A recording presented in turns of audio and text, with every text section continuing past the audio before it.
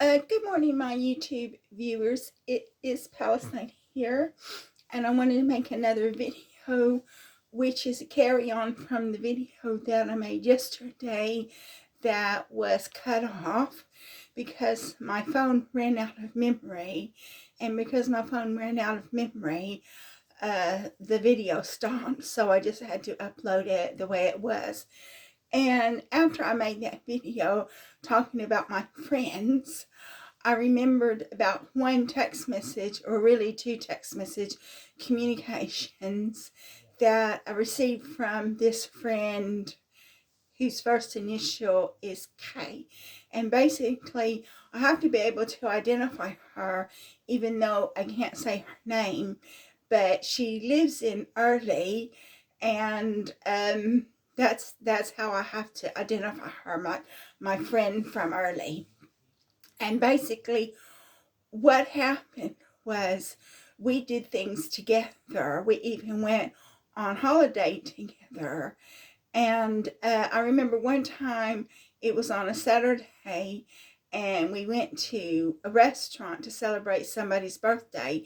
And then when we went to this restaurant to celebrate somebody's birthday, I received a text message from somebody.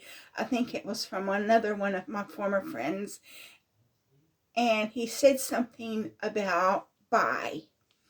And the reason why is because my friend Kay, she preferred the company of women. So I think people were trying to say that she was bi or bisexual, which it didn't matter to me whether she was bisexual or not.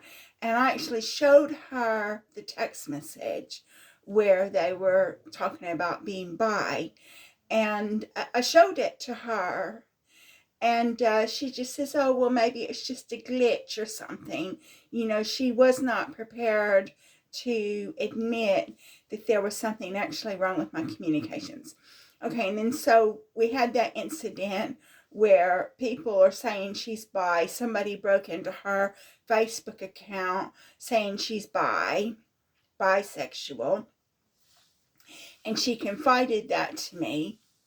And then since she knew, and it's strange though, because she knew that people could break into the Facebook account because they broke into her Facebook account, she was not willing to accept that something was going on with my communications. And then so I remember another time we went someplace together in London, and we took the bus, and my phone was just going crazy, and she could actually see that my phone was going crazy, and she still would not admit, she still would not accept that there was something wrong with my communications.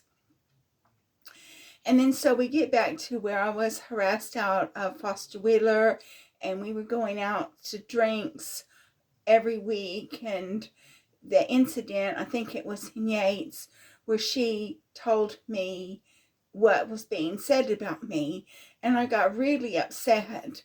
And I told her, I said, well, that's slander. And I told her, I said, don't listen to gossip. And I got up and left, and I went to the bathroom. And when I came back from the bathroom, she had left.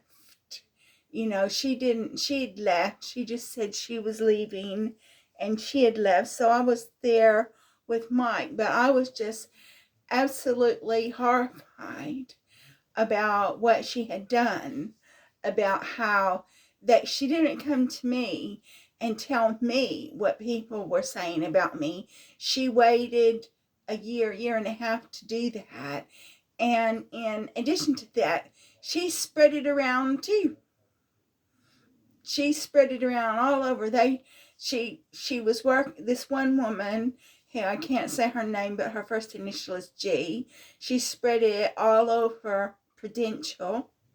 The other woman, who was an employee of Foster Wheeler, so Foster Wheeler had spread it all around Foster Wheeler.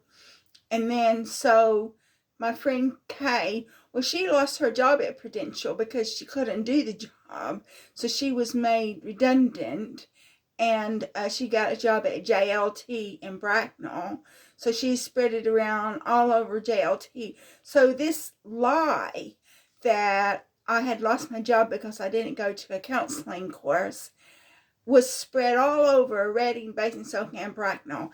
And it was a lie. It just simply wasn't true. I lost my job at Foster Wheeler because I made a complaint to ACAS. And if you want to know more about that, then go back and watch the video that I made yesterday. And then you'll find out more about this complaint that I made to ACAS. And then so,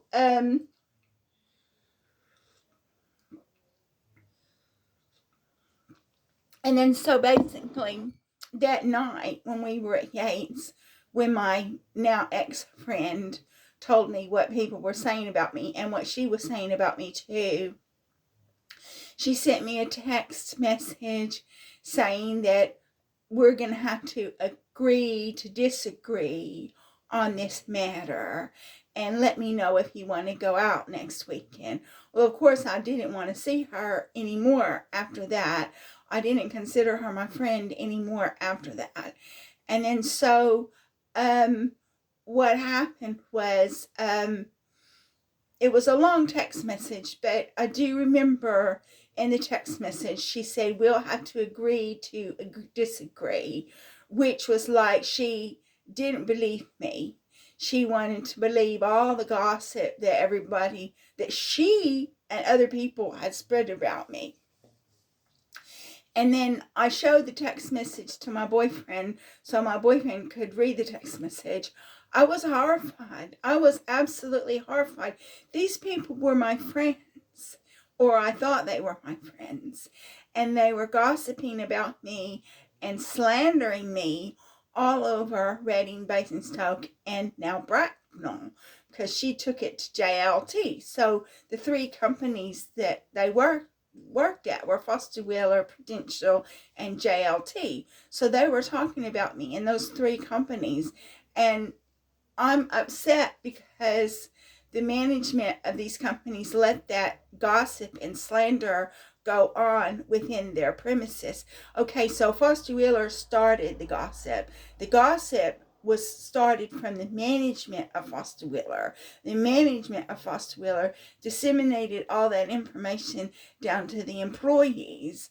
And if they didn't outright tell the employees to spread it around, they certainly allowed the employees to feel that they could speak with impunity and they could say it to anybody they want. Well, even if it was true and it wasn't true, it still would have been a breach of confidentiality. Even if it had been true, but it wasn't true. It was a violation of my right to privacy. But Foster Wheeler doesn't care about anybody's privacy. And if you don't believe me, just do a search on Foster Wheeler worldwide corruption and you will find out all about their corrupt business practices and how they were fined I think like $19 million for these corrupt business practices in Nigeria, India, Saudi Arabia, Malaysia, and Brazil. Those are just 5 companies that I know of, and it's just 5 countries that were reported in the press. And so if they were going to have corrupt business practices all over the world, which is what they were doing, they're certainly going to have corrupt business practices about the way they treat their employees. So Foster Wheeler started that really vicious rumor about me, and I believe it's because they wanted me, if they couldn't harm me themselves, they wanted me to harm myself, and I believe this was done for financial gain. They wanted to benefit financially from me. I think they had taken some type of an insurance policy out on me, maybe a key man policy because I was the affiliate coordinator, but I believe they wanted this done for financial reasons. That's the only thing I could think. The employees were sick, but as I said in my last video, the employees could have refused to do what Foster Wheeler was telling them to do and just told them this is not a reasonable management request and I'm not going to do it. But the employees did it because they didn't want to get gang stalked themselves, and probably because they're sick. They'd been in that environment for such a long time that they had become mentally ill themselves. But then there was no reason to go into Prudential and say things about me in Prudential. And Prudential should not have allowed that gossip and slander to go on in their premises. And the reason why is because Prudential is an insurance company and it relies on the goodwill of its customers. And I was actually a third-party customer of Prudential, and they shouldn't be talking about anybody because you never know who is going to be a customer of Prudential. And Prudential let that situation go on. When I made a complaint to Prudential, they refused to enact disciplinary action about against the two main individuals who went into that company and were saying things about me in that company. And then, of course, my former friend, Kay, she was working at JLT because she'd lost her job at Prudential.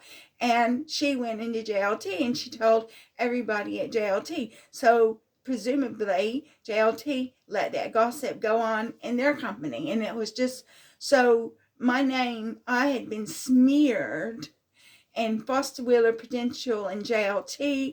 I had been smeared in Basingstoke, Reading, and Bracknell. And the reason why, if you watch my video that I made yesterday, one of my friends was in Basingstoke, and there were two women that I did things with who were from Basingstoke. So people in Basingstoke were also fed this line. And one of the ladies was a woman who I considered to be my best friend. And now I hardly ever have any contact with her because of what has happened. And then so going back to this text message that Kay sent me, what happened was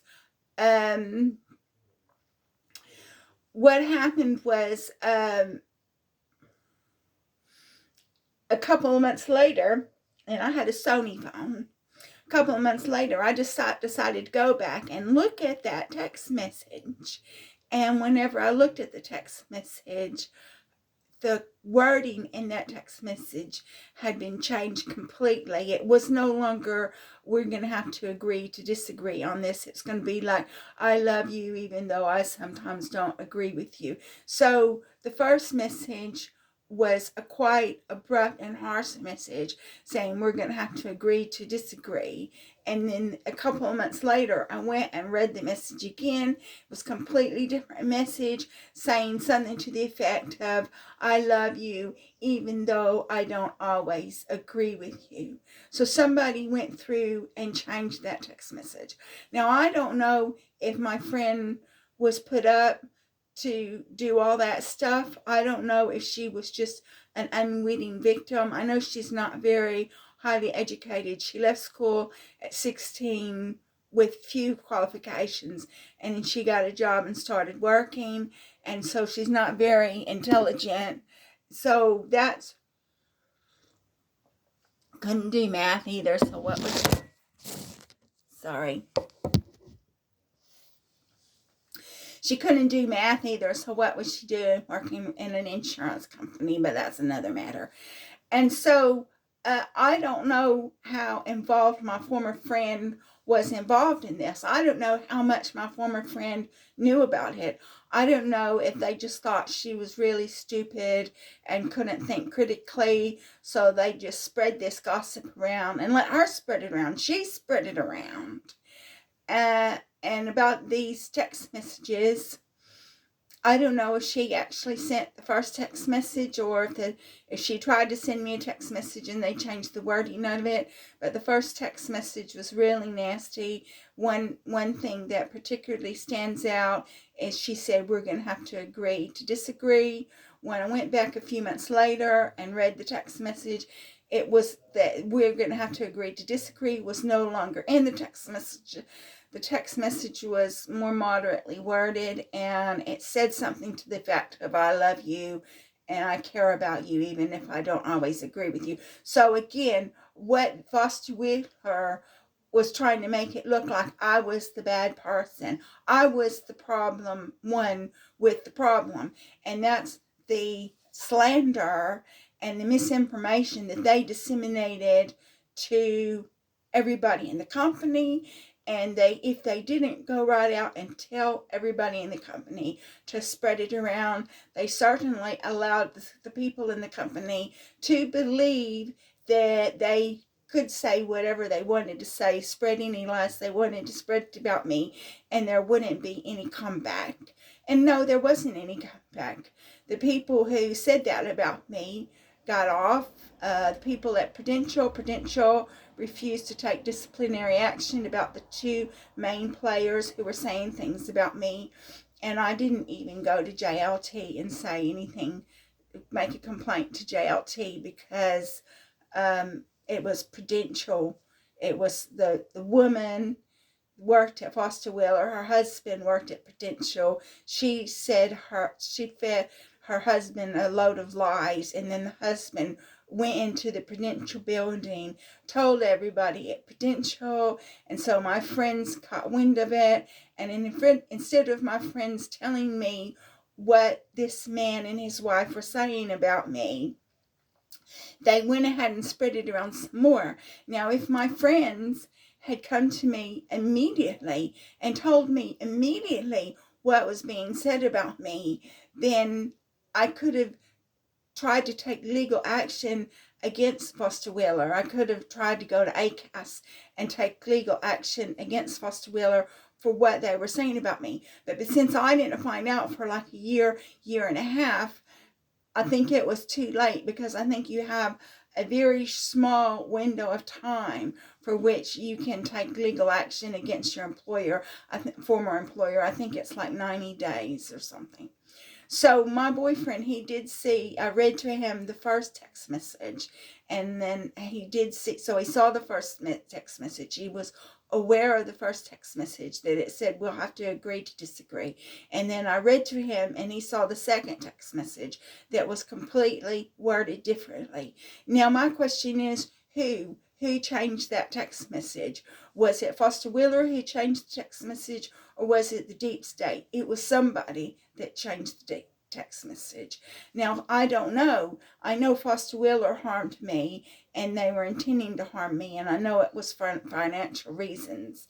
And then I know that I'm in a classified file, and so the U.S. government won't tell me what they know about me because I'm in a classified file. So who was it? Was it Foster Wheeler, or was it the deep state that changed that text message? Was it both of them? Were they doing it together? Was Foster Wheeler like making money by engaging in MK Ultra type operations for the deep state?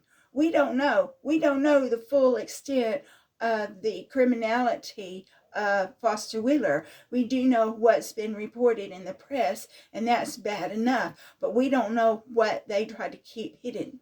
And so no, I didn't even bother telling my community psychiatric nurse or my psychiatrist about the text messages, because they would just give me some rubbish like, well, there's not any software that can change a text message after it's been sent, and you're mentally ill.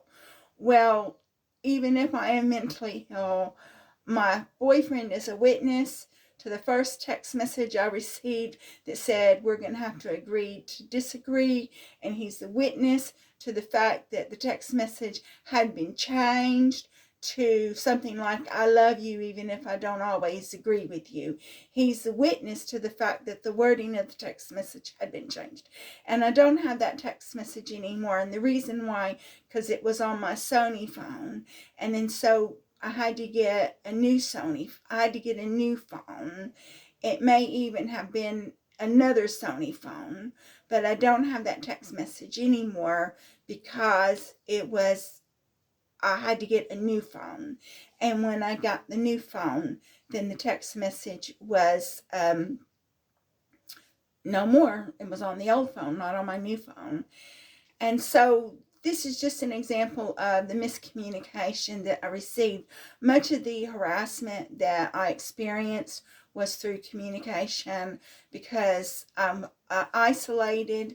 The harassment was intended to isolate me. When my people from Foster Wheeler went to my friends and said things about me to my friends, that was intended to get my friends not to be my friend anymore. And so that they succeeded. They got what they wanted. They succeeded. And then after all that happened, all these people, I was the victim. And all these people, they unfriended me on Facebook and LinkedIn, and they blocked me on Facebook and LinkedIn, even though I was the victim. They were the ones saying things about me, and they unfriended me and blocked me, and those were my friends. Well, I'm not friends with them anymore. I don't have anything to do with them anymore. The last time I saw Kay, I saw her walking on the street, and if I ever do speak to her again, see her again and speak to her, I'm just going to say something like, oh, well, have you found another friend to gossip about? Because she is a terrible gossip, and she is the one that told the people in Basingstoke what was said about me, which wasn't true. And so I had someone who I thought was a really good friend, and I don't have hardly any contact with her anymore, and that is because of what Foster Wheeler did to me. And I don't know if Foster Wheeler was involved in some kind of undercover operations with the deep state, because I'm not the only one that Foster Wheeler harmed. I may be the only one who's speaking out about it, but I'm definitely not the only one that was harmed by Foster Wheeler. And maybe they were involved into some kind of psychological MK Ultra type operations for the deep state and being paid, but that's not going to come out. They're never going to admit to that, not unless you get more people who are going to come forward and say what Foster Wheeler did to them. And so far, I'm the only one. I'm the only one that is willing to come forward and say what Foster Wheeler has done to me. So I think I've talked for, more than 22 minutes about this miscommunication from my former friend from Earley. So I'm going to go ahead and conclude this video. If you like my video, please like and subscribe. Thank you very much for watching my video and listening to my story. It means a lot to me. Foster Wheeler's no more. Foster Wheeler's corrupt practices came to light because whistleblowers exposed them and made complaints to the SEC and the SFO, Serious Fraud Office, and Security Exchange Commission. And then so Foster Wheeler was sold to AMEC, and then it became AMEC Foster Wheeler. And then when it came to light, Foster Wheeler's corrupt business practices, Foster Wheeler started losing money, and so Wood Group bought, Samir Brico, who was also friends with David Cameron, was asked to leave AMEC Foster Wheeler, and then Wood Group bought AMEC Foster Wheeler, and Wood Group had to take responsibility for Foster Wheeler's criminal activities, and now Wood Group is in trouble. The last thing that I've heard is they've had problems in their accounting that's gone back for years and years and years. They were given till I believe March or April to resubmit their accounts, and they didn't resubmit their accounts, so they've been kicked off the stock market. I think they were in the London Stock Exchange, and now Wood Group is in serious trouble, and they're going to be this Middle Eastern company called Sadara, I think, wants to buy Wood Group. And the last I heard is Wood Group has gotten a contract with Thai Oil to do some work. So they did actually get a contract with Thai Oil.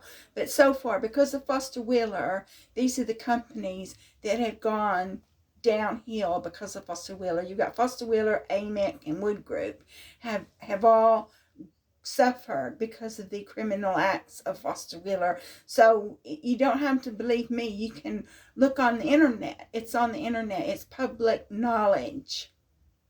So thank you so much again for watching my video, and I look forward to making another video for you as well.